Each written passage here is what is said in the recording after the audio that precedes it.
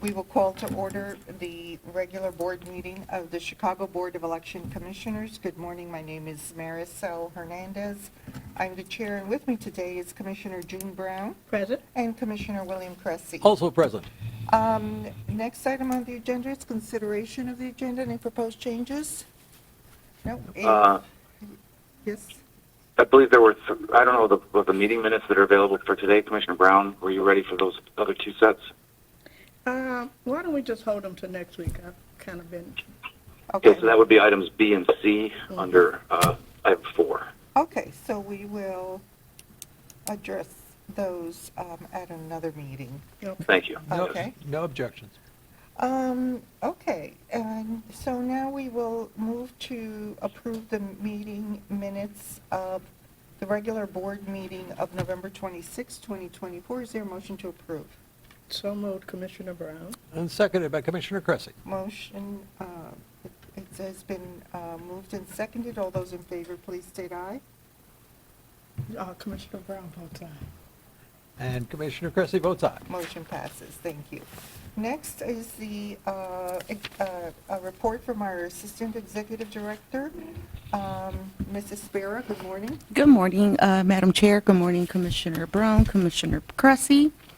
I have organized a site visit for tomorrow, March 26 at 10 a.m. to the proposed early voting super site at 137 South State Street. Board staff will accompany me for the walkthrough, and this will be our first opportunity to see the site in person. Additionally, I will be meeting with 69 West Management to conduct a walkthrough and assess the potential for securing additional space within this building. We are exploring options to expand our facilities in preparations for the upcoming 2026 elections. I am also working closely with the Finance Department to ensure they are on track to prepare preliminary budgets for both the city and the county.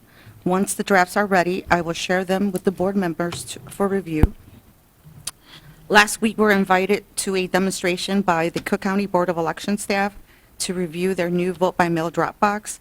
Our staff attended, and once the county has concluded their elections, we will follow up with them to ask a few more questions about the prototype success and evaluate whether it would be a viable option for our upcoming elections. Lastly, we have a new procurement director who has accepted the position. I look forward to introducing them at the next board meeting. And that concludes my report. Okay, great. Thank you. Thank you. Okay. Real quick. Yes. The Dropbox County is using, what's the difference? It actually scans a barcode. Whoa. Okay. Thank you much. You're welcome. Yeah. Excellent. Okay, so, and now we will go to our Public Information Director, Mr. Beber. Hi. Good morning, Commissioners. Good morning. I have some updates on our upcoming April 5th forum, as well as our ongoing citywide survey. We are now up to 220 registrants for the forum. We did send an email to all registrants to confirm their registration. Some have sent cancellations. I do imagine more of those will come in, but I am still getting new signups. So all told, we are preparing for a full house.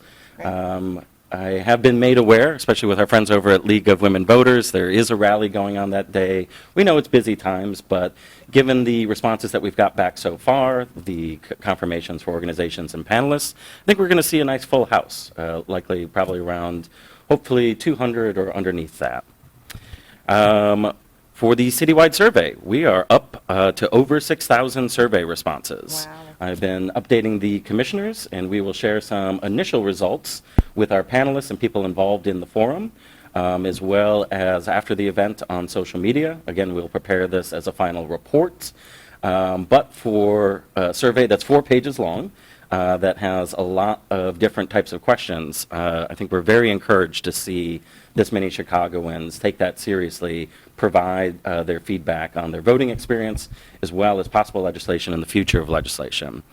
We're combing through individual responses, so we'll get some top lines. All of our multiple choice questions are automatic. Those are in the graphs that I've shared with the commissioners previously. But we also left a lot of open-ended questions, and we're getting good ideas and good feedback, including what else we can be doing with our communication tools, specifically our website, as well as our upcoming mobile app.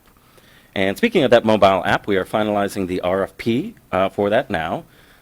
purchasing, IT, communications, community services. We looked through the initial request for information responses. We got 10 firms to respond to that. That gave us some good additional context, additionally, how we could go about building this technologically. That RFP draft will be shared to the commissioners for their review.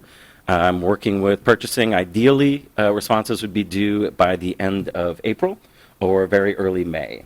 So we'll be working on that timeline, but want to give plenty of people time to review before we get that released. And one more bit of good news is that we won a national award for our website.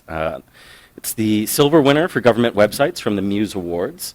That was submitted by our vendor Clarity Partners. This is the second award that our website has won, hopefully not the last, as we continue to improve on that heading into the 2026 elections. But that was a nice feather in our cap for the work that we put into our new website.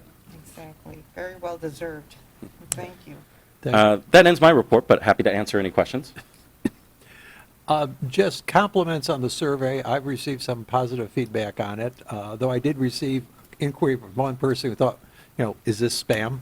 But I get that a lot, Thank you. I'm glad you brought that up, Commissioner. I think we're learning a few lessons ourselves as well, and adapting things on the fly. We added a logo. We added some additional language just to give people some comfort. I did get some feedback with people's uncomfortability with Google Docs. As we're transferring out of using Google into Microsoft products, this is something we have to consider for the future. But it's cheap. It's very efficient when it comes to surveys. Thankfully, people who reached out to me either by phone or email, I gave them a Word doc copy. So we're encouraging anybody, even if you're not comfortable using that service, to take the survey. Again, paper copies as well as a live version of the survey will be at the voter forum. We'll make sure to include all of those responses into our final report too. But I think we'll review some of the services that we use, but the people who were comfortable with it, I'm glad to say over 6,000 is a pretty good sample size that we can feel confident about the responses we've gotten back so far. I'd love to see a few more thousand. I think we might bug registered voters with one more email as a reminder, as well as a reminder of the upcoming forum to take place next week. We don't try to overspam people. Every time we send out a mass email, we get some unsubscribes. But so far, a lot of good feedback, and I think if we push that one more time, we can get a couple more thousand. Yeah, that sounds great. Thank you. Thank you. Okay.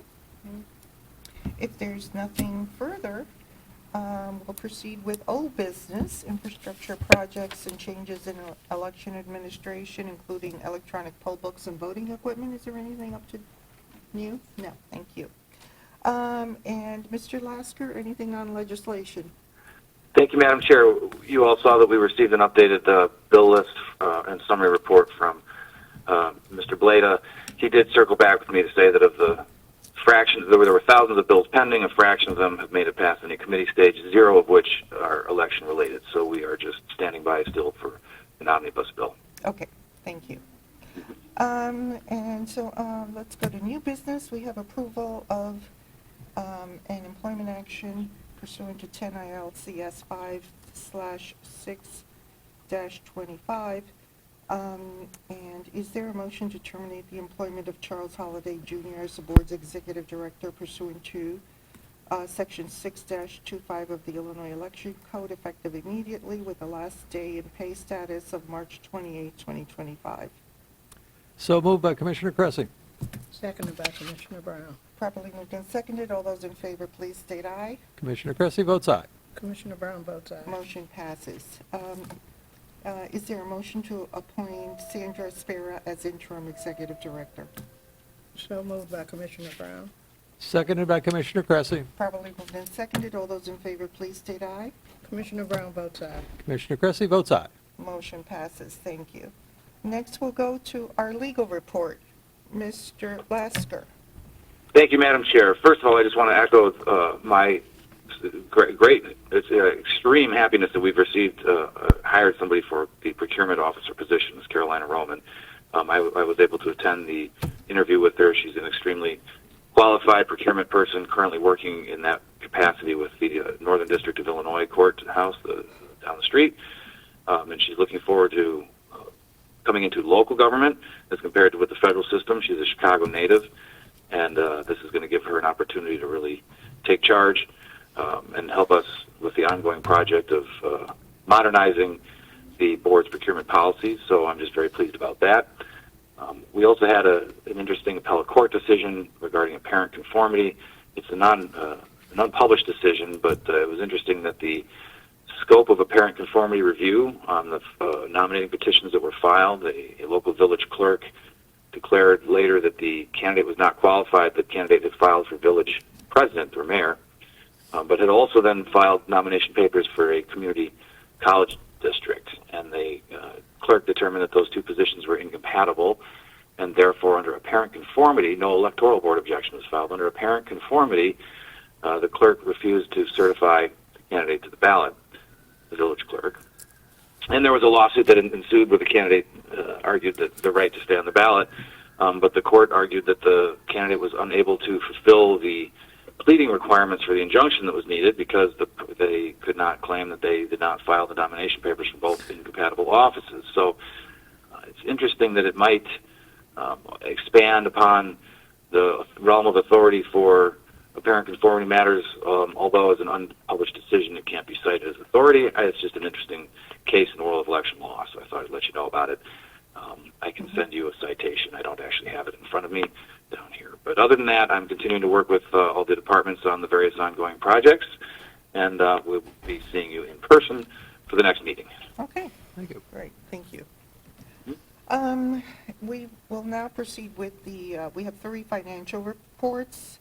The first is a balance sheet and voucher listing for the City of Chicago, a 2024 appropriation number 24-09, dated March 25th, 2025, in the amount of $305,194.96.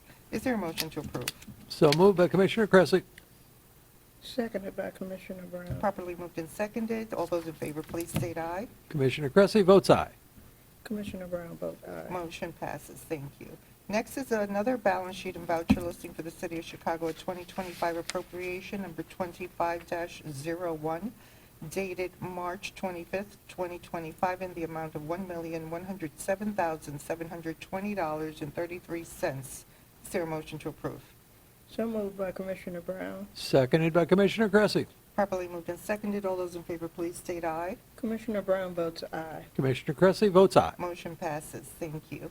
And the last is a balance sheet and voucher listing for the County of Cook, 2025 appropriation number 25-01, dated March 25th, 2025, in the amount of $20,920.25. Is there a motion to approve? Commissioner Cressy so moves. Commissioner Brown seconds. Properly moved and seconded. All those in favor, please state aye. Commissioner Cressy votes aye. Commissioner Brown votes aye. Motion passes. Thank you. I do not believe we have any requests for public comment, Sarah? That's correct? Thank you. And there is no need for executive session today, so I will entertain a motion to adjourn. So moved by Commissioner Brown. Seconded by Commissioner Cressy. Properly moved and seconded. All those in favor, please state aye. Commissioner Brown votes aye. Commissioner Cressy votes aye. Motion passes, and we're adjourned. Thank you so much. Thank you.